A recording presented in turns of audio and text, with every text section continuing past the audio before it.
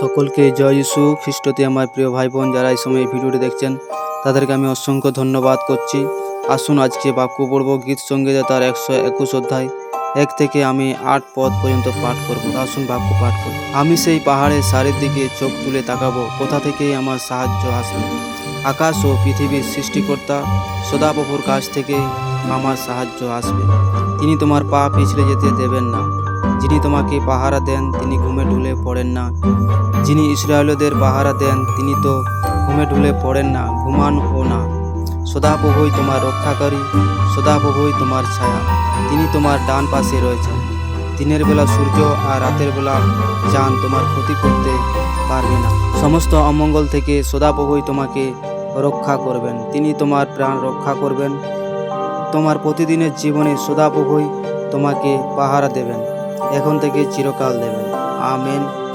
জয় যিশু। ঈশ্বর আপনাদের সকলকে আশীর্বাদ করুক।